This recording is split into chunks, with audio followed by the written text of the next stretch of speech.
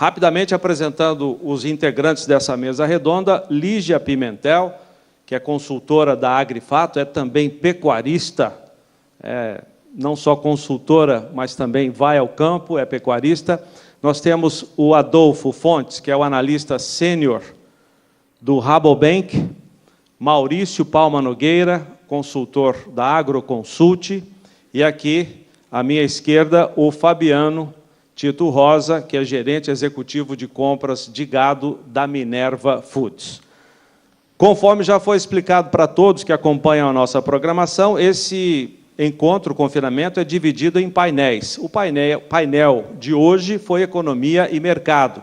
E aqui nós temos o público que participa desse evento, lotando o auditório, fazendo perguntas também, e os nossos integrantes da mesa dando detalhes daquilo que eles abordaram nas palestras que acabaram de ser apresentadas ao público. Eu gostaria de começar falando sobre o mercado de opções, Adolfo Fontes, o que o pecuarista pode contar com o mercado de opções como ferramenta de fazer negócios em 2018. Boa tarde a todos. Na verdade, acho que eu vou tratar um pouquinho da questão do mercado futuro como um todo. Acho que depois a Lígia pode comentar mais especificamente das opções. Eu acho que a grande mensagem para o pecuarista, para o produtor de gado, é olhar para essas ferramentas como, na verdade, uma maneira de você garantir margens, né? Eu acho muito saudável falar sempre na questão da margem dentro do sistema de produção, né? Quando a gente olha para o mercado futuro e acompanha a movimentação de preços, achando que a gente tem a oportunidade, talvez, de pegar o melhor momento e acertar aquele olho da mosca, né, como a gente costuma falar, é realmente uma abordagem, às vezes, não muito saudável, porque a chance de errar é muito grande. Mas, a partir do momento que você tem, dentro da propriedade, o controle dos custos, uma gestão de risco, entende qual que é a sua estratégia em termos de margem e olha aquele preço com a oportunidade de travar margem, eu acho que aí é a grande mensagem para o pecuarista, né? Focar, então, nos resultados financeiros e não no preço propriamente dito. Lígia, quer complementar? Você falou de opções, né? A opção é o que eu falei, ela é cara num primeiro momento, mas quando você exerce o seu direito, você precisa exercer seu direito, ela sai como uma coisa muito barata, né? E ao contrário do que muita gente acredita e afirma, muita gente que fala, mas opção não tem liquidez. A verdade é que tem, né? A verdade é que a gente tem negociado bastante contrato de opção no mercado. E, como eu falei, o custo relativo da opção está mais barato esse ano, né? Clássico caso de vontade de uso da opção crescer é quando você bate o carro. Puta, por que eu não fiz o seguro? Então, no ano passado, repito, o momento em que eu mais recebi telefonema foi depois de maio, quando o mercado chegou aí a mais ou menos os 120, né? Quero fazer um seguro. Tá, você vai fazer um seguro 118 por 4,50. Quer? Putz, entendeu? Então, aí estava mais difícil, eu passo a chance. Então, a gente não age depois que o mercado já aconteceu, a gente age antes e, dentro disso, a gente tenta uma estabilidade, né? Ou diminuir o máximo possível o nível de risco. Risco é impossível de eliminar, mas a gente diminui o máximo possível. E, dentro disso, a gente tem uma boa chance aí dentro do mercado de opções, que eu acho, para mim, esse ano e nesse momento, isso pode mudar ao longo do ano, parece como a estratégia mais atraente para um ano que pode trazer aí, que traz já tanta incerteza e que pode trazer dentro da incerteza muita volatilidade. Obrigado, Lígia. As perguntas de vocês começam a chegar e nós vamos dar prioridade às perguntas da plateia. O Rogério Brambila pergunta ao Fabiano da Minerva Foods: por que não temos ou fornecemos cota Hilton pelo estado de Rondônia? Porque o estado da Rondônia não é habilitado Europa, né? Então, é um trabalho que precisa ser feito na cadeia, junto com o Ministério da Agricultura, para habilitar o estado. Um tempo atrás, teve um movimento nesse sentido, não só da Rondônia, mas como do Tocantins também. O Minerva chegou a habilitar os confinamentos próprios, né? Nós temos confinamento no Tocantins e em Rondônia. Nós habilitamos nossos confinamentos para ter um estabelecimento onde os técnicos pudessem visitar. mas por problemas diversos a tentativa não foi para frente e esses estados ainda não são habilitados para atender a Europa. Aproveitando que você está aí, Fabiano, você mencionou a exportação de bezerro e boi magro em pé, como um negócio. Isso não seria, essa exportação não faria falta para termos boi gordo no segundo ciclo do confinamento? Qual é o que a Minerva Foods visualiza com essas exportações? Eu não abordei a exportação de gado vivo na minha apresentação, mas a exportação de gado vivo ela é um nicho. Ela é um nicho que cresce, mas ela é um nicho. Você tem diferentes demandas com relação a esse negócio. Você tem aqueles países que compram para abastecer a indústria local, para bater e produzir carne, né? E eles compram ou porque não tem volume de gado suficiente lá para manter a indústria funcionando, e aí eles optam por manter a indústria funcionando, então importa esses animais, ou para atender os abates rituais, que eles preferem fazer em loco, né? Acabam comprando. Você tem países que compram com o objetivo de reprodução, de aumentar rebanho, então esse é um outro mercado. Enfim, você tem diferentes mercados.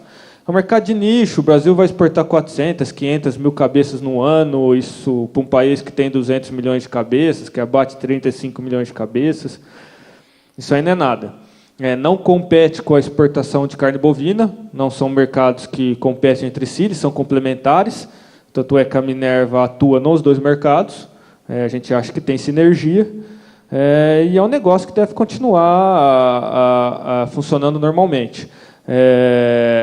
A gente teve aí alguns problemas recentemente no Brasil, em função do embarque que estava sendo feito no Porto de Santos.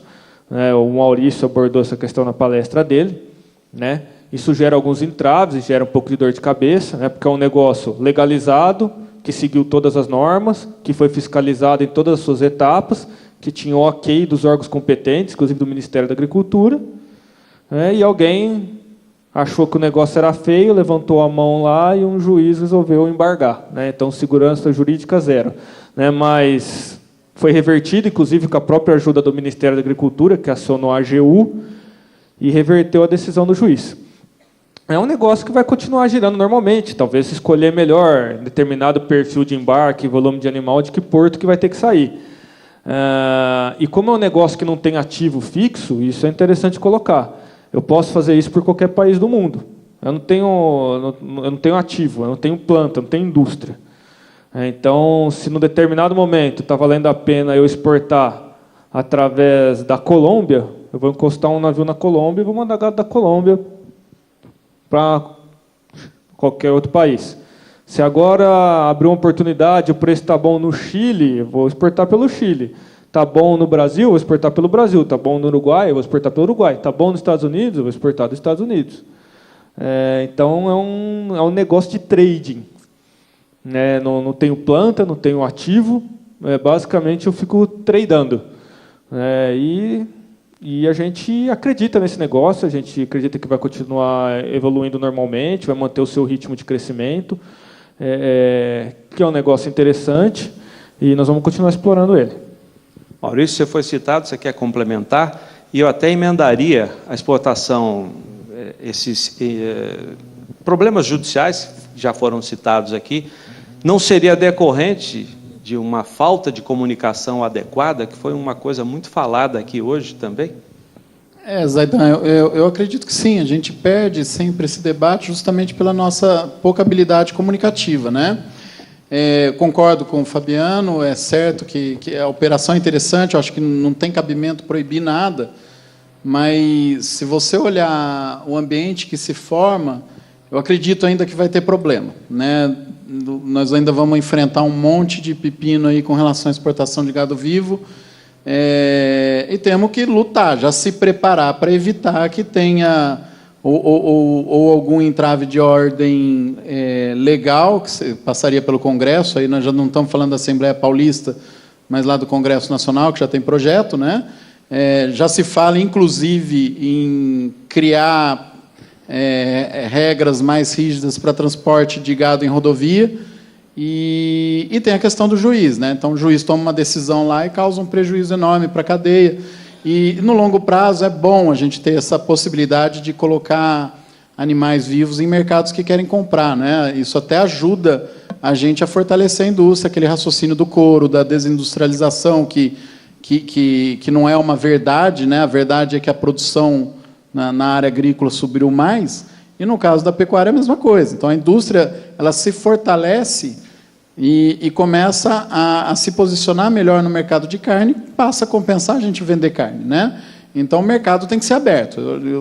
Eu discordo de qualquer iniciativa que proíba alguma comercialização de qualquer tipo de produto, né, produzido aqui no agro, produzido dentro do país, né? Isso contempla também uma pergunta que chegou da plateia, não está identificado aqui quem fez, mas as pressões vêm de concorrentes do Brasil, vêm de ONGs, e essa comunicação poderia resolver isso? Acho que sim, um trabalho árduo, né? Então, um exemplo, recentemente, teve 2 artigos no Valor, né? Um pouco até agressivo, pesado, criticando quando representantes do agro falam desse aumento de produtividade, e outro que eu escrevi não respondendo, mas falando do ganho que a gente teve. Para você ter uma ideia, o artigo negativo foi compartilhado 10 vezes mais do que o artigo positivo. Se você pegar isso, qualquer outro, então vai o ministro, fala alguma coisa, o compartilhamento dos negativos é grande. E a gente tem que se comunicar. Com relação de onde vem a pressão, eu não acredito em nenhuma teoria de conspiração, que o povo se une. Agora, o dinheiro se movimenta de acordo com interesses. Então, eu tenho ONGs posicionadas em pressões que nos atrapalham, e se tem alguém com recurso que acha interessante, isso se movimenta, né? Mas, aqui dentro, nós estamos lidando com gente que... eles têm ideologias fortes, não acredito que as pessoas sejam maldosas, né? São teimosas, preconceituosas.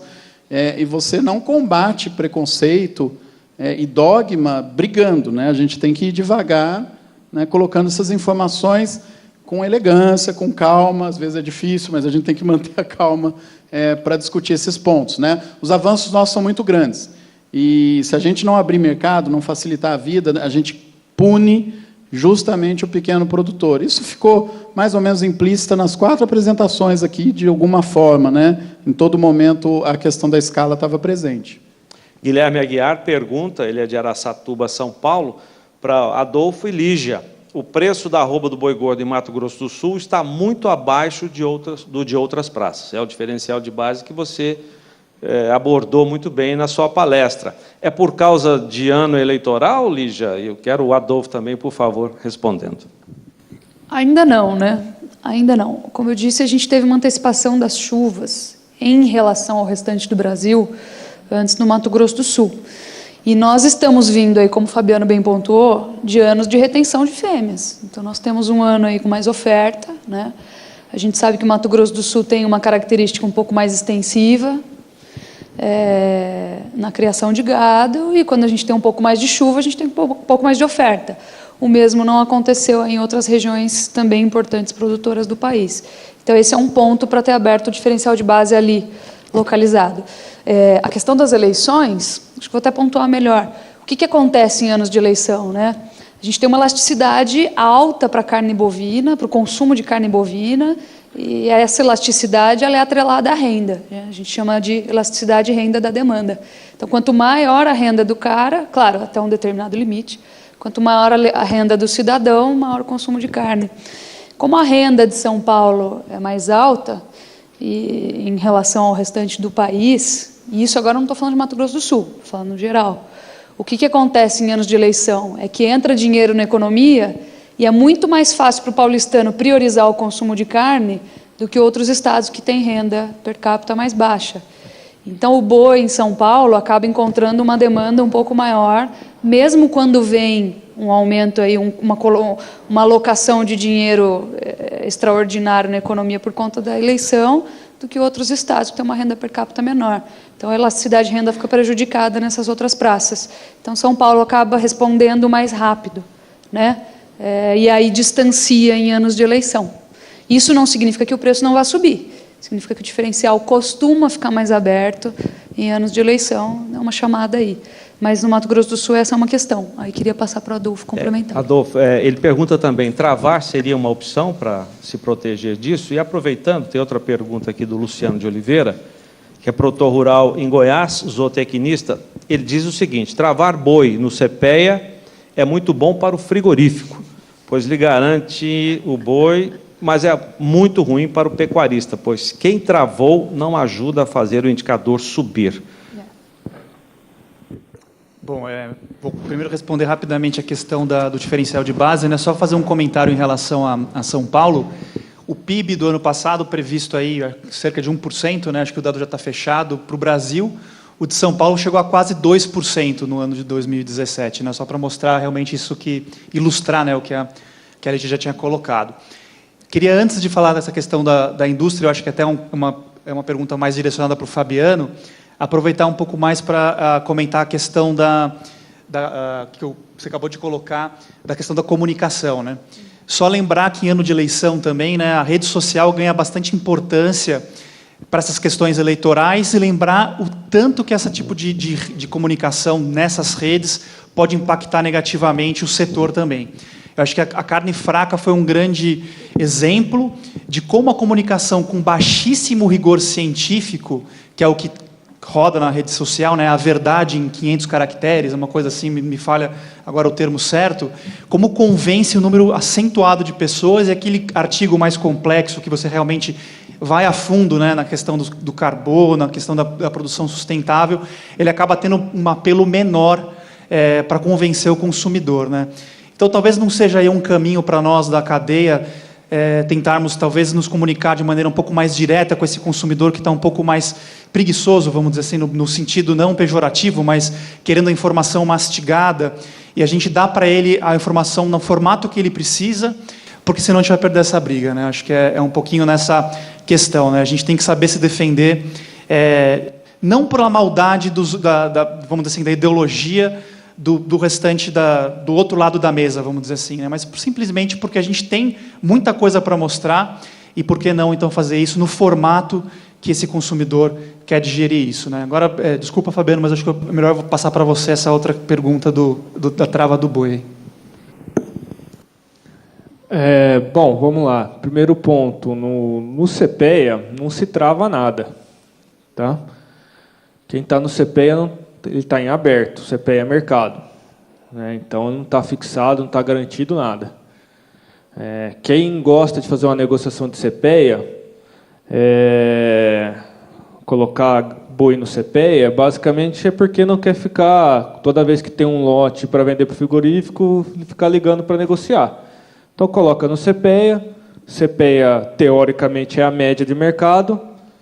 Então, o pecuarista aloca o gado dele no CPEA para correr ao longo do ano e já negocia com o frigorífico as premiações, se for um Boi Europa, Hilton, Prime, qualquer outro produto que esteja sujeito à premiação, já se define também as premiações ao longo do ano. Está feito o negócio. Não tem nada travado, não tem nada fixado, tem as quantidades garantidas para o frigorífico. No termo, sim. Tem gente que usa a terminologia termo para falar de negociação de futuros, de opções e de CPEA também, né? Negociação de escala. Quando você fixa futuro, sim, você está fixando, você tem o preço garantido. Ou quando você faz com opções ou seguro de preço, você tem um mínimo ali assegurado. É isso, o CPEA você está em aberto. Sim, quando um frigorífico faz muita negociação de termo, vamos usar o sentido amplo da palavra, ele garante um volume X de gado para a sua produção. E aí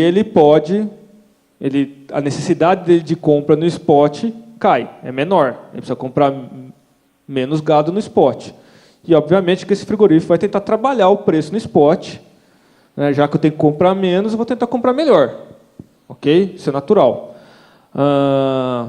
Se isso influencia na formação de preço, isso é bastante discutível. Várias análises que a gente fez acabam mostrando que não. E aí você começa a inferir uma série de questões. Por que que não? Primeiro que o volume de termo é pequeno em relação ao total negociado no Brasil, é muito pequeno. Tá? Depois que o frigorífico que tem muito termo vai comprar pouco no mercado, ele acaba influenciando pouco na formação do preço, esse frigorífico.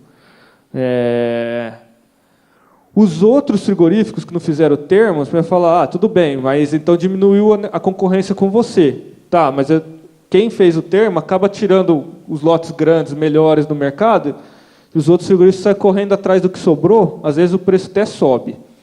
Tá? Então, é discutível, cada um tem a sua opinião. Mas agora eu acho o seguinte, a gente tem que entender todas as ferramentas de comercialização que existem, né, e ver qual delas que atende a minha necessidade num determinado momento. Saber como utilizá-las, saber como elas funcionam e analisar o mercado para ver qual delas me atende naquele momento. Ninguém é obrigado a fazer um tipo de negócio, ninguém é obrigado a fazer o outro. Eu acho que é questão de conhecer, deixar todas na prateleira lá e ver que hora que você usa cada uma delas. Não? Pois não, Maurício? Só complementar uma coisa, eu acho que a pergunta é Guilherme que perguntou. Eu tenho uma pergunta também para você, depois dessa, que já que foi citado o indicador de preço, lembrando que tem um grupo de pecuaristas no Brasil com mais de 1.200 seguidores, que esse grupo quer criar um indicador de preços paralelo ao indicador que nós temos do CPEA. Queria saber a sua opinião sobre isso também. É exatamente isso que eu queria comentar, complementando até o que o Fabiano falou, né? Eu acho que a pergunta diz respeito também a um comportamento que vem de uma mudança de mercado, mas se você faz uma negociação cujo preço é baseado no CPEA mais um prêmio, lá na frente, se você, mesmo que você ligue no CPEA, informe o negócio, ou o frigorífico mande o teu negócio para lá, tua venda não pode participar da formação do indicador, né? Então, como é que isso pode mexer no preço? Aí entra outra dimensão do indicador que não tem a ver com... Não é uma decisão do CPEA mudar a metodologia, isso aí tem que ser negociado via B3, né, a BMF, que os negócios não são ponderados. Então, eu estou lá no mesmo dia, negocio 10 bois, ali já negocia 1.000. Deveria entrar 1.000 vezes o preço que ela vendeu, mais 10 vezes o preço que eu vendi. Mas não, é a média corrida, né? Então, o negócio que compõe. Como a maior parte dos pecuaristas que fazem negócios a termo ou futuro tendem a vender uma quantidade maior de boi, você tira maiores vendas, maiores negociações, geralmente a preços melhores, da formação do indicador. Qual é o grande problema que incentiva o grupo que está tentando fazer esse indicador, que é louvável? Acho que tem que ter mais estrutura de negócio, acho que eles merecem apoio, merecem força, que dê certo, né? Criar uma nova forma de referenciar mercado, né? Hoje, o que forma, os negócios que formam o indicador não representam o mercado do dia. Tem a ver com a própria estrutura de concentração, que esse ano eu não explorei muito aqui, mas é a base da minha palestra, né? Por que o mercado se concentra? Porque está excluindo, né, o pessoal que não vende volume, que não escala, né? Então, criando um indicador novo para ser uma referência de negócio, eu acho que vai ajudar, inclusive, a estimular um debate para modernizar o indicador do CPEA. Eu só gosto de reforçar que a gente vê muita crítica injusta. A metodologia não está na mão deles, não são eles que decidem, né? Isso é imposto, né? Tem que ser negociado para que eles mudem. O Maurício está falando sobre a implantação, aí, a implementação de um indicador novo. Inclusive, tem gente que está fechando o negócio não mais no CPEA, mas em outros indicadores. Isso ocorreu. Tem gente que está falando, em tal lugar o preço divulgado é um pouco mais próximo do que eu estou vendo na negociação com o frigorífico. Você aceita fechar? Aceito. Então, tem contratos de termo que estão fugindo aí, em alguns pequenos casos ainda, mas já aconteceu, que estão fugindo do CPEA. Então, o que você está falando, na verdade, já é a realidade. O pessoal só está querendo pegar isso e melhorar ainda mais, né? Trabalhar ainda mais. Bom, nós temos muitas perguntas e o nosso tempo vai correndo também. Vamos tentar contemplar todas elas. O do Lucas Borges, Capu Nutrição Animal, de Unai. por causa das diversas situações de instabilidade de preço do milho e preço da arroba, vocês acham que será um ano para se trabalhar no confinamento com alto grão no concentrado? Foi um tema até não abordado nas palestras, mas fiquem à vontade se quiserem responder a pergunta ao Lucas. Eu acho que sim. Aliás, foi o tema que eu explorei o ano passado, num ano bem negativo, né? Inclusive, nós temos produtores aqui que a gente sabe que conseguiu melhorar o resultado confinando num ano que tudo parecia pior, que seria pior, né? Eu acredito que a hora que a gente tem um projeto tecnológico, não tem como voltar atrás, nós temos que andar, né? Num ano que o cenário fique ruim, e não acredito que esse cenário hoje se desenha, mesmo lá com a relação de troca pior para o milho, né? A gente ainda está na média histórica, e quando você compara com as tecnologias que a gente tem hoje, a possibilidade de imprimir ganho, o desempenho tende a ser melhor. O que você tem que ficar atento num cenário desse é se a diferença entre o preço de venda e os custos diretos variáveis, né, vai ser positivo. E aí sim entra a importância da gestão de risco. Quanto menor essa margem, maior o risco disso aí virar prejuízo, né? Esse risco é maior quando você compra o boi. Mas eu não desaceleraria. Eu acho que é um ano que tende a dar resultado, sim. É um ano, eu acho que tanto a Lígia como o Fabiano, um pouco o Adolfo, falaram bastante da questão da volatilidade, das surpresas que podem aparecer e vão aparecer, né? Inclusive, pega todo o abate que o Fabiano mostrou lá, que também ficamos assustados com o negócio do SIGCIF lá. É difícil entender por que aconteceu aquele aumento no fim do ano, se veio de outro tipo de fiscalização para o SIGCIF, ou se a gente já começou a liquidar esse estoque do último ano, mas, em algum momento, a gente deve ter uma baixa. Se esse momento cair com a hora que você tem os bois para vender, não tiver redeado, é prejuízo. Então, não é o preço do milho, nem o preço do boi que justifica uma decisão, mas como é que eu administro isso para não perder durante o ano? Eu acredito que o segundo semestre vai ser mais seguro para vender do que o primeiro, né? Mas pode ser que não aconteça, né? Na verdade, desculpa, só para complementar, eu imagino que essa pergunta tenha vindo pela questão da volatilidade e da precificação do milho, que está trazendo aí bastante incerteza, bastante insegurança. E, na verdade, a gente tem uma psicologia que, às vezes, nos trai muito a eficiência da estratégia, que é, quanto mais apertada está a minha conta, menor a minha vontade de fazer o seguro, porque é um custo a mais, né? Fica menos atraente contabilmente ali, né? Porque minha margem já está pequenininha, eu vou estreitar ela ainda mais, mas o seguro vale, inclusive, para o milho também. E aí é o que o Maurício falou. Quanto menor tiver sua margem, maior sua necessidade de fazer algum tipo de seguro. Por exemplo, ano passado, só para dar um exemplo prático, real, a gente começou o ano com o cliente travando margem negativa, travando um prejuízo operacional, considerando que o diferencial de base estava para a região dele, estava mais ou menos em 15%, 16%, né? E a gente estava considerando uma possibilidade desse diferencial ir até 16%, 17%, 18%, para traçar o pior cenário possível. O que aconteceu foi que o diferencial de base encolheu, ele fez a proteção mesmo com margens negativas, e o pior cenário possível se tornou um resultado bem legal num ano de crise como o ano passado. Então, a gente traça o pior cenário possível. Se ele não tivesse travado, porque ele, nossa, já estou em prejuízo, vou travar um prejuízo, já escutei isso muito. Sim, pode piorar, pode ser um prejuízo duplicado, triplicado. E foi o que aconteceu. E, na verdade, como a gente tinha feito o pior cenário, ele foi mais eficiente do que esperava, acabou terminando o ano bem. Foi um ano bem legal para esse cara. Então, esse é um exemplo.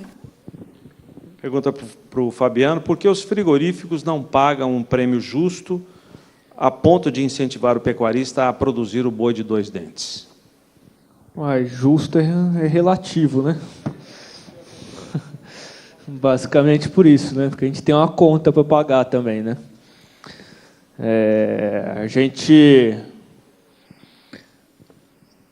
A gente trabalha com precificação diferente dependendo do perfil do animal, não é? E hoje já mesmo o frigorífico que não tem de tabela uma premiação, uma tabela de premiação, na negociação, dependendo da necessidade no momento do perfil do animal, ele sabe que animal que ele pode pagar mais ou pode pagar menos, né? Ou deve pagar menos.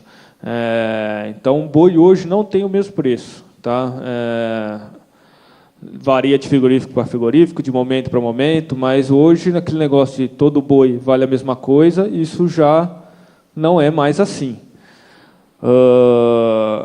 Agora, o justo é aquilo que o mercado paga, né? Eu vou citar outro exemplo, né? Por que não paga mais no Prêmio Europa? Muita gente vem falar isso. Por que não paga mais no Boi Capão? É tudo conta, pessoal. Igual vocês têm a conta de vocês, a indústria tem a conta. Se o mercado paga tanto, esse boi originado custa tanto, o que eu consigo pagar mais? Consigo pagar esse X a mais. Esse X tem hora que agrada ambas as partes, tem hora que agrada só uma delas, tem hora que não agrada nenhuma, né? Faz parte do jogo, né? Tem uma pergunta também. Eu vi você dando uma entrevista dizendo que a cadeia precisa se tornar flexível às necessidades de mudança para o mercado. Eu queria que você explicasse melhor, justificasse o que você disse. O que eu quis dizer é que a gente tem que ser flexível, é uma obrigação hoje, né? Dada a volatilidade, dado o aumento da exigência. Às vezes um negócio que você fez o ano passado não é bom para você fazer esse ano. É isso que eu quis dizer. Às vezes o ano passado foi bom engordar novilha, esse ano é melhor boi gordo, esse ano é melhor vaca, esse ano é melhor...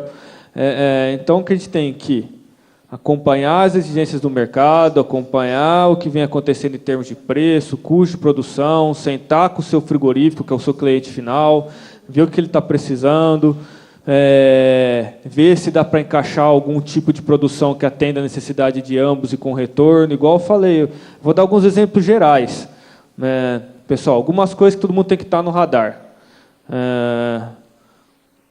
Premiação Europa, normalmente é melhor no primeiro semestre do que no segundo. Tá? Então, você tem um sistema de produção que você consegue ser um pouco mais flexível, de produzir uma parte de gado de safra e não só concentrar tudo na entre-safra no seu confinamento, é interessante. Você vai ter mais prêmio agora. Novilha é um produto que está ganhando valor. Por quê? O Minerva, por exemplo, nunca foi grande comprador de fêmea, porque a nossa carteira normalmente é de exportação, vários mercados não aceitam fêmea porque não degola, né? Então, abate halal, abate kosher, você não pode fazer com fêmea.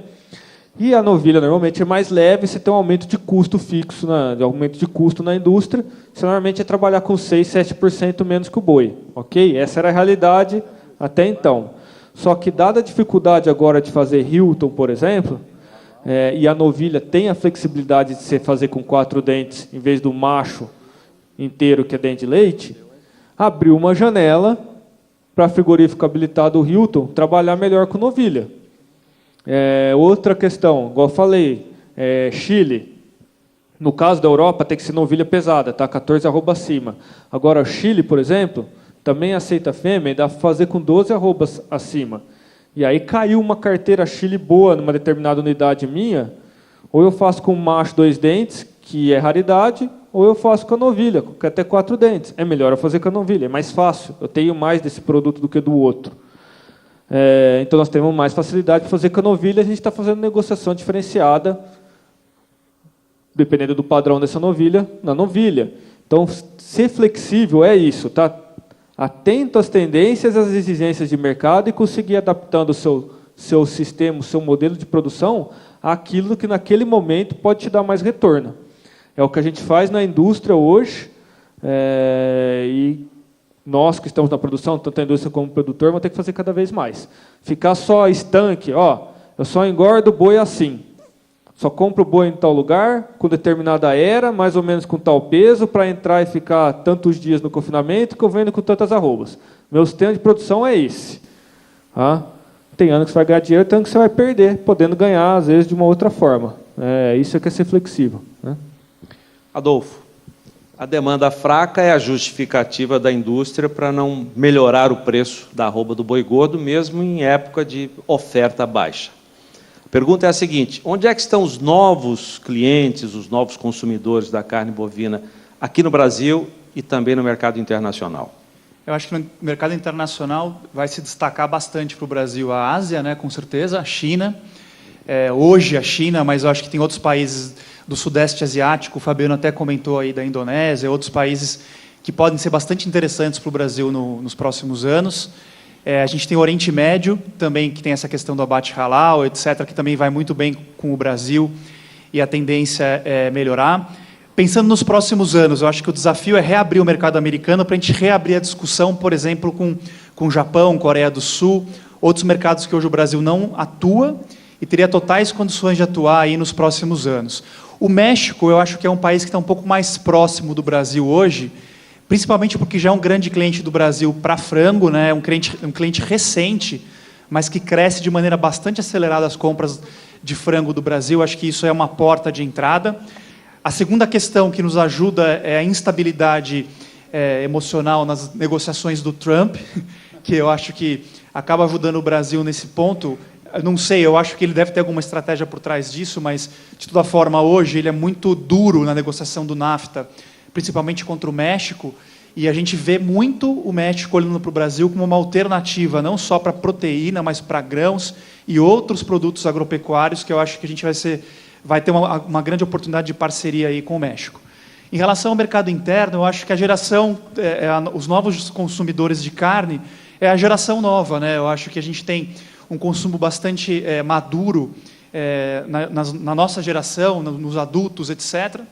Mas eu bato nessa tecla porque eu acho que vem um pouquinho da questão da flexibilidade também que o Fabiano colocou, da questão da gente ter a capacidade de sair um pouco do nosso dia a dia para enxergar as oportunidades, não só que estão acontecendo à nossa volta, mas aquelas que podem acontecer no futuro. E a gente vai ter que se comunicar muito melhor. Eu sei que eu volto nesse ponto sempre, mas é uma preocupação. A nossa cadeia precisa olhar um pouquinho a questão do consumidor um pouquinho mais de perto. O Fabiano acabou de comentar, né, só pegando o gancho, o Chile tem determinados momentos que tem tal exigência, o Irã tem determinadas exigências. Na verdade, é o consumidor, né, que manda na gente. Essa é a verdade. O consumidor ele decide o que ele quiser, ele muda de opinião rapidamente, é influenciado por diversas fontes de informação, ele vai ter o seu pedido para o frigorífico, que vai ter o pedido para o produtor, que vai ter a sua demanda para as consultorias, para os bancos, para os mercados futuros.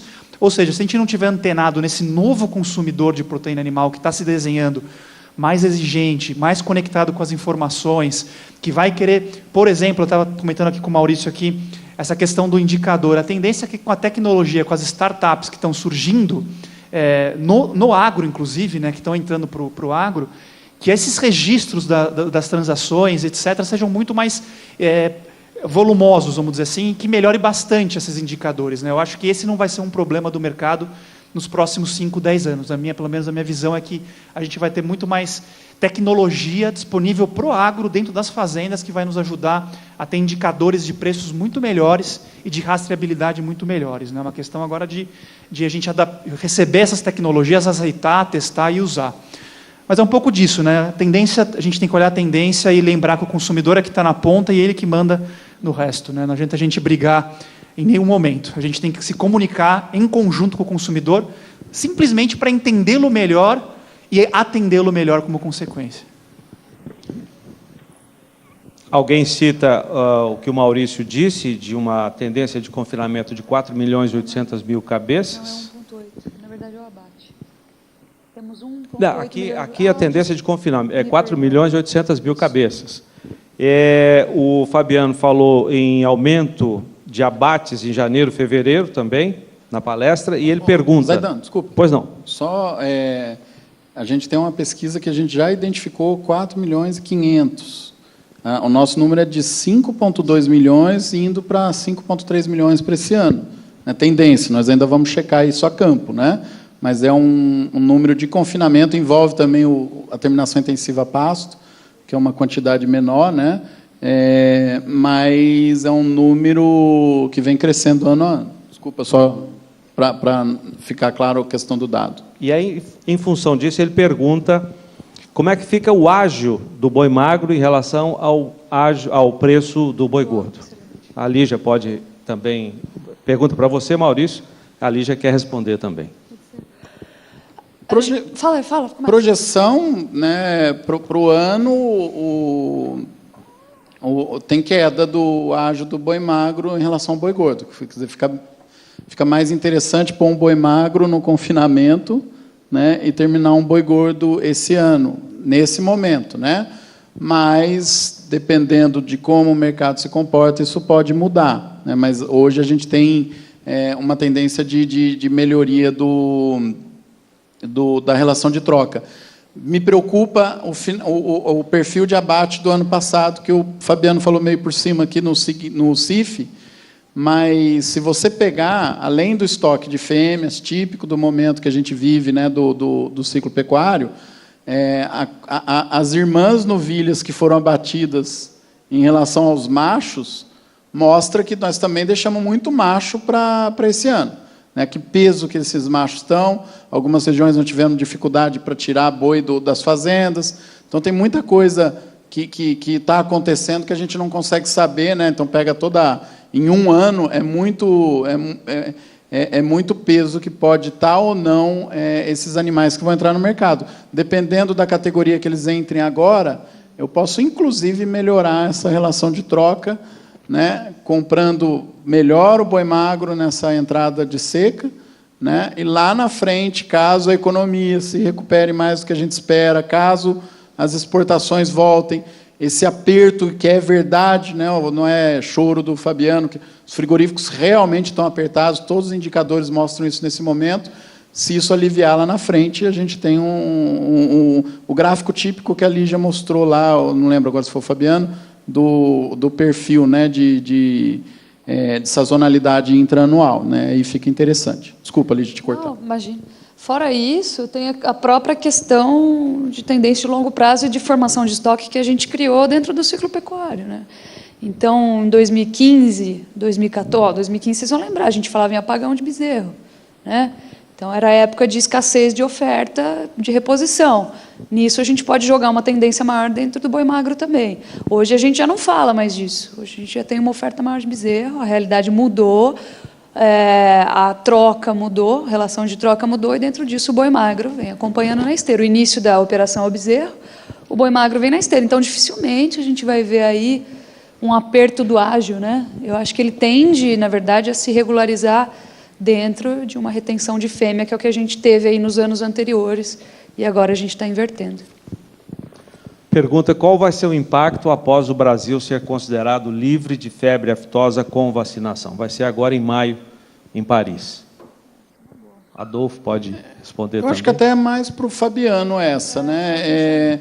Eu acho que, só a minha opinião para ajudar aí, eu acho que nós estamos vindo num ciclo que é difícil mensurar o impacto ou que vem da competência da negociação e do esforço dos últimos anos, né? Então, pega todos aqueles mercados que estão para reabrir, para voltar, é difícil avaliar, né? Essa é a minha visão hoje. Eu acho que a gente vem numa toada crescente de aumento de importância.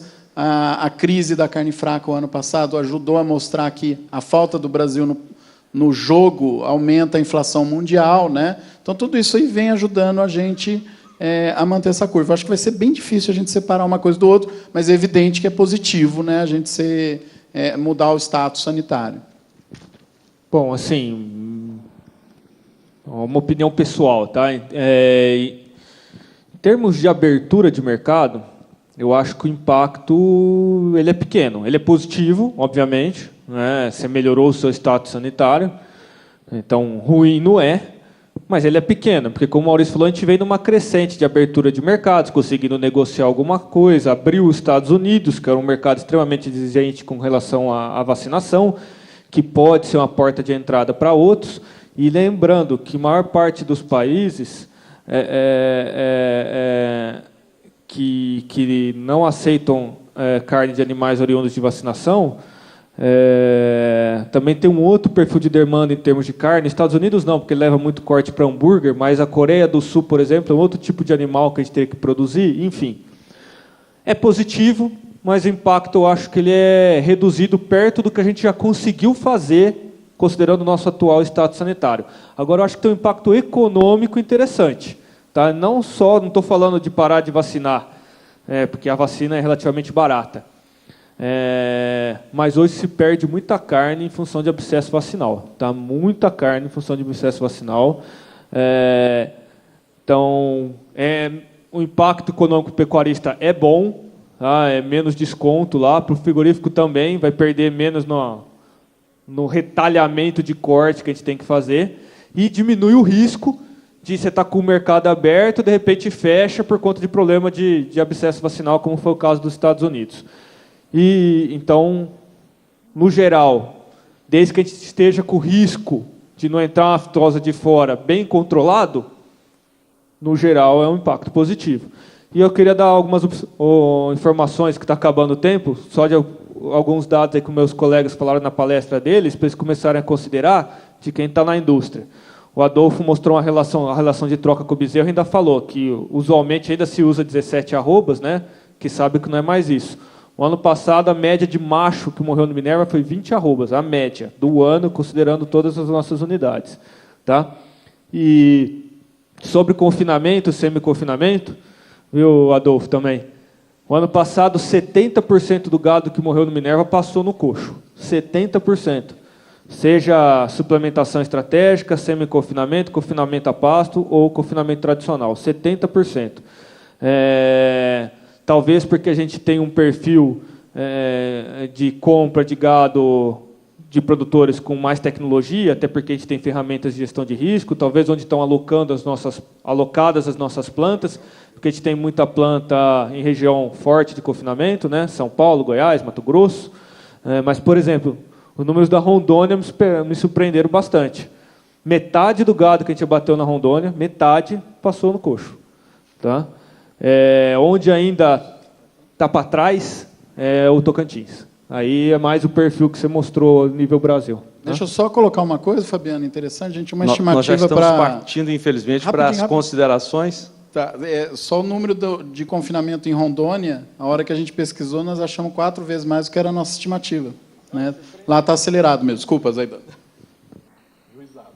Vou propor aqui um exercício para todos, para a gente encerrar, já agradecendo a todos que acompanham e também o pessoal que está em casa acompanhando a transmissão do Canal do Boi. Amanhã, cedo, no Bom Dia Produtor, voltaremos com as transmissões ao vivo aqui do Ribeirão Shopping.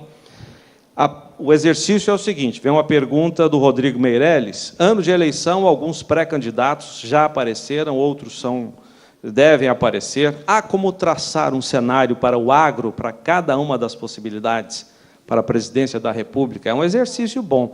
E vocês vão ter que responder rapidamente, até 1 minuto. Não pode levar para casa, não. Vamos começar lá com o Adolfo Fontes, do Rabobank. Por favor. Bom, para cada um dos candidatos é um pouco difícil de traçar o cenário. Eu acho que o agro, no longo prazo, independente de quem for o presidente aí nos próximos 4 anos, vai ter o mesmo destino, vamos dizer assim, no Brasil. Né? É um destino muito promissor, no meu ponto de vista. Né? Eu acho que do ponto de vista de quem estuda o agro mundial, o Brasil, sem dúvida nenhuma, é o primeiro ponto de discussão de qualquer investidor internacional quando se fala em agronegócio de longo prazo. E eu acho que isso não muda de forma alguma com um candidato mais à esquerda ou mais à direita. Agora, é claro que no curto prazo, isso traz bastante incerteza em relação a câmbio, em relação ao mercado de trabalho, em relação ao investimento internacional e etc. E isso pode ter algum impacto pontual. A minha aposta, que é a do banco oficial do nosso economista-chefe, o Maurício Orengue, é que o vencedor dessas eleições será, não vou falar nenhum nome, na verdade será alguém que vai manter uma agenda reformista no sentido de ajuste fiscal, no sentido de trazer investimento internacional, retomar o grau de investimento que nós perdemos, e isso é muito positivo porque traz um ambiente de mais estabilidade para investimentos e para planejar longo prazo. Essa é a nossa aposta. Maurício. Bom, concordo com a visão do Adolfo, elevou o nível do debate em relação ao esclarecimento. Então, você vê que muita gente está sendo mais esclarecido em cima desse sentido. Mas eu vou alertar um risco que eu acho que a gente está correndo muito grande, independente dos lados que a gente escolha, se a vitória for de um candidato embasado em populismo, nós vamos ter problema. Né? Lígia. É perfeita a ponderação. Então, acho que assim, a pergunta não é sobre quem vai ganhar, a pergunta é sobre o perfil do candidato em relação às perspectivas para o agro. Eu acho que o agro deveria buscar, E aqui eu acho que entrou uma pergunta muito boa, porque falta a gente discutir isso para racionalizar os pontos que têm que ser absorvidos, que eu acho que seria excelente, aí o que a gente deveria buscar dentro do perfil de candidato que existe, são agendas reformistas e liberais economicamente. Então, isso é para a gente conseguir retomar o que nós perdemos aí nos últimos, eu colocaria 15 anos, né? A gente perdeu bastante espaço nesse sentido, transformando aí necessidades enormes em torno de legislação tributária, questão trabalhista, questão ambiental, e todo esse peso que recai diretamente em cima da gente. Então, eu acho que qualquer candidato que traga agenda reformista e liberal se aproxima do que a gente precisa e, consequentemente, se aproxima da realidade brasileira, né? E aí se torna menos populista. Acho que a gente consegue formar aí um todo. Obviamente que é sempre uma corrida louca, mas talvez dê para a gente identificar isso dentro das propostas. Fabiano. Bom, o agro vai bem quando a gente tem expansão do comércio internacional e quando a economia doméstica está forte, porque aí a gente registra também expansão de consumo doméstico. Então é isso, a gente precisa que o próximo presidente seja um presidente reformista e liberal, e fugir aí do populismo. Não é basicamente isso. Se a gente for para esse caminho, a gente vai bem. Se for para o outro, vai mal. Isso aí. Muito obrigado a todos. Eu vou voltar agora aos estúdios do Canal do Boi, em Campo Grande, com você, Renata Ferreira.